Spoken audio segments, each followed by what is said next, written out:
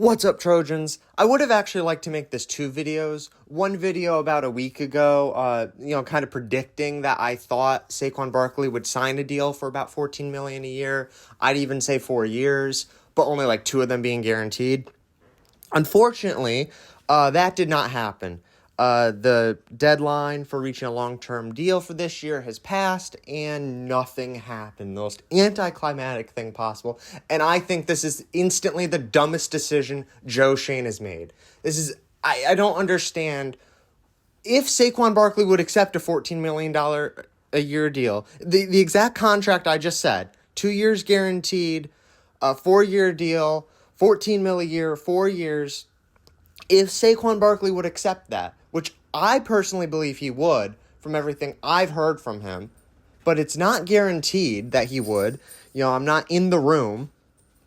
I think that's the dumbest decision ever not to offer that. Saquon Barkley did a lot for the team last year. In this system, he did a lot for the team. This isn't some but in 2018 he was good. No. Just last year, he was the focal point of the offense. He clearly means a lot to this team. He wants to come back, and he's probably worth more than $14 million a year if he were to hit free agency. Now, this really is more of a discussion of the broader market, though, and Saquon is caught up in the middle of it. The running back market is shot. It has been shot for a good while now, ever since running backs started to kind of resurge and people started drafting them as highly as second overall and then paying them like Zeke got paid, like Gurley got paid, like Christian McCaffrey got paid. Only one of those names actually kind of worked out for the team that paid him, that being McCaffrey, because they traded him. The start of this really has been overpaying running backs. Now, the bad side of overpaying a position is this much of a pullback where no one wants to pay running backs anymore because no one's seen the perfect value in the running back position paying them long term. Which is why a nice $14 million a year deal at 4 years, 2 guaranteed, would have been perfect for this. It would have been absolutely perfect. Even if you had to have incentives in it, right? Be like, yeah, hey, look, if we make the playoffs again, do exactly what they did with the Daniel Jones contract. Everything would have been fine. But no. And I actually think Daniel Jones got overpaid a little bit, especially if you do actually consider the incentives, but I think it was worth doing. I think it was worth overpaying Daniel Jones a little bit. He may prove me wrong on that, but I think it was worth it even if they had to overpay him a little bit. And I don't understand how Joe Schoen goes from one contract negotiation where he's willing to overpay Daniel Jones by what I think is a good bit, especially if you consider the incentives. With incentives, he can become almost the highest paid quarterback in the NFL. I think with the incentives, it's actually $48 million a year for Daniel Jones. That's assuming every single thing hits, which it probably won't. He'll probably end up, all said and done with the deal, it'll probably be like $42 million a year. Assuming he even makes the whole deal, they could throw it out. A lot of things happen with contracts in the NFL. It's a crazy business. But I don't understand. And then Dexter Lawrence. I don't understand how Joe Schoen goes from signing these two guys to what I think they paid a little bit more than those guys are worth. Just a little bit. I'm not saying Joe Schoen got screwed over in the negotiations. You got to do what you got to do to keep your star players. I think it was good. I think previous iterations of Giants general managers would have gotten screwed over by these guys if they really wanted to keep them, especially a guy like Dexter Lawrence. And maybe, Daniel Jones under a different situation may have gotten dropped, or they may have legitimately given him even more money. Who knows?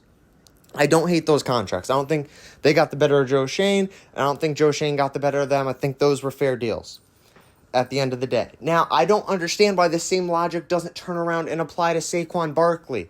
You've done those deals. You even, by a lot of people, he even overpaid Darius Slayton. $6 million a year for, he was, I believe, the Giants' leading receiver last year.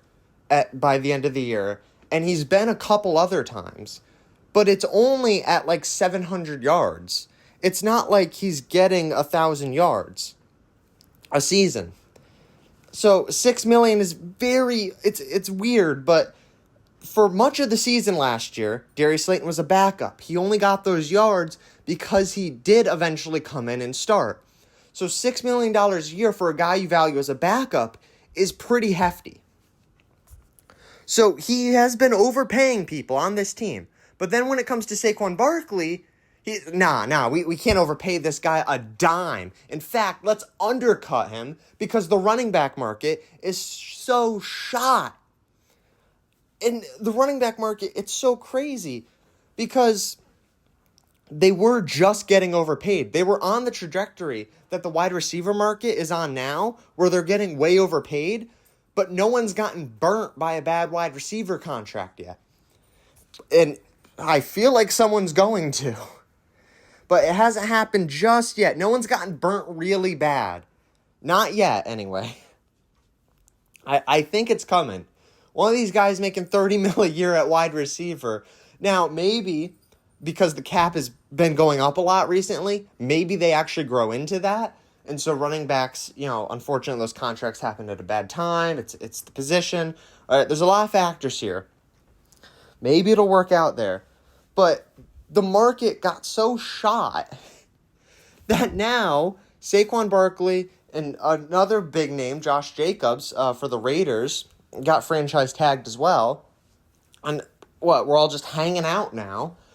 I do think ultimately Saquon Barkley will have to play the franchise tag, but the good news for him is he can skip training camp, and he definitely should.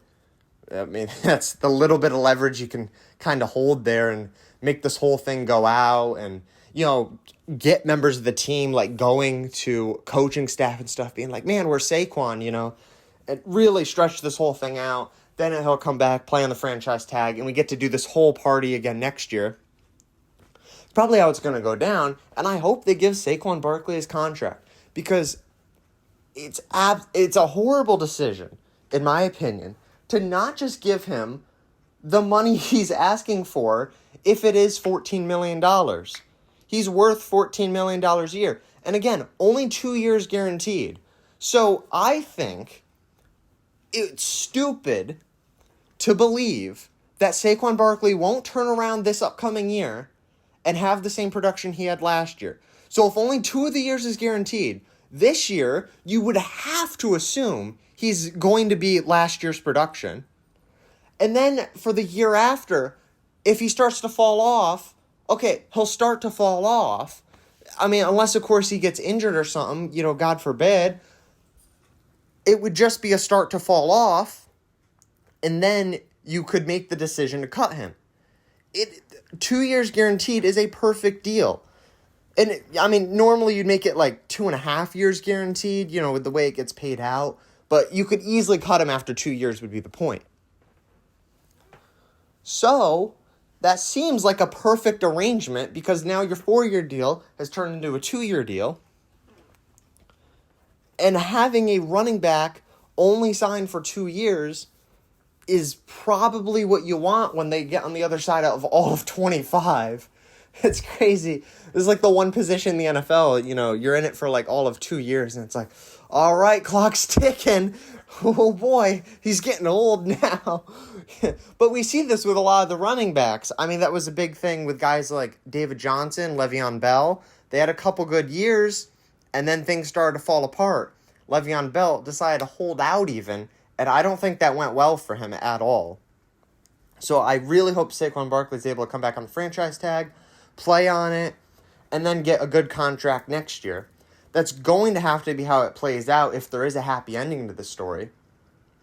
But I know I've been saying this now, but how do you go from overpaying a little bit for a good number of guys to Saquon Barkley, who you're now like, nah, I'm going to fight this guy to death over $1 million or two?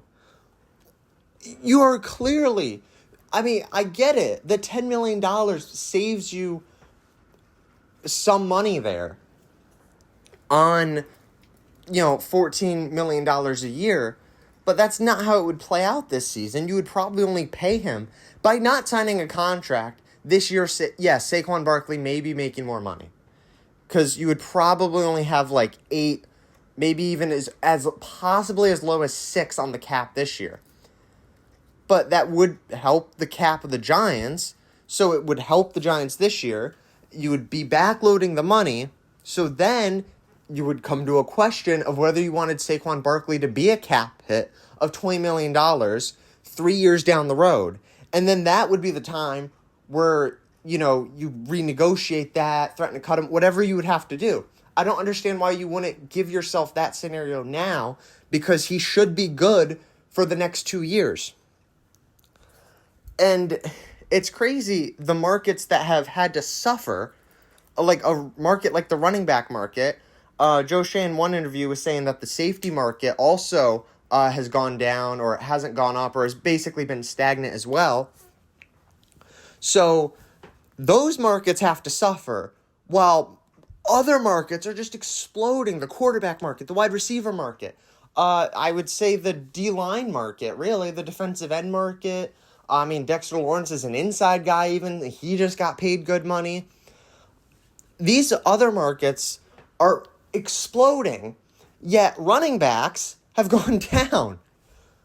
That's absolutely insane to me. And I get that it's not a long-term position. Running back, Saquon Barkley had a game last season where he had 40 carries in a game. That's going to take a toll on a guy.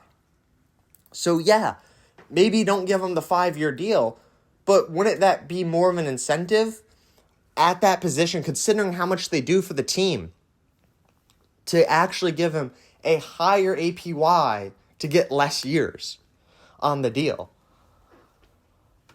That's how I feel like that would go down in a normal system. I don't know why that's not happening. Absolutely insane to me that this has not gotten resolved, and now we got to do this whole thing leading up all into week 1 of, when will he actually sign the franchise tag and become a New York Giant again? Or is he actually going to sit out? I don't think he's actually going to sit out. I think it would be stupid to throw away $10 million. It is $10 million. You want to make that money, and you want to ultimately make it seem like you're willing to play ball if you are forced to go to another team.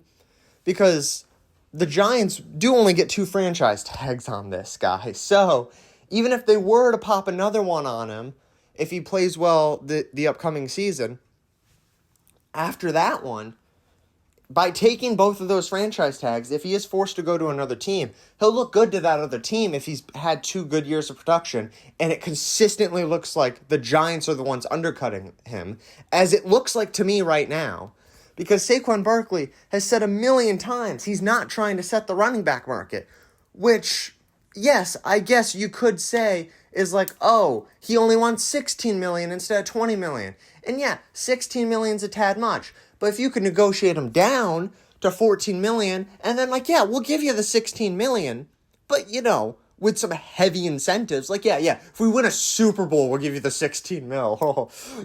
He might be willing to accept that, bet on himself, bet on this team, and do something like that. I'm not sure if that ball has even been thrown in Saquon's court, though. The initial report is he got offered on the bye week, and it was $12.5 per year. It was 3 or 4 years, whatever, right? Obviously, it was a low ball deal. Obviously, you're trying to get him in nice and cheap and quick. In the bye week, it was, I think, $12.5 million a year was a good starting negotiating price. I think that was fair. I think Saquon Barkley was fine with that being his minimum. They offered that to him, and then what? They haven't gone up to $14 million? I mean, they probably offered that to him, and then Saquon Barkley came back with I don't know, we were thinking more 16, 17 actually. And they're like, okay, no, we'll do this later, gosh. And then now, you would think, in the middle of that, you'd get to 14 or 15 mil.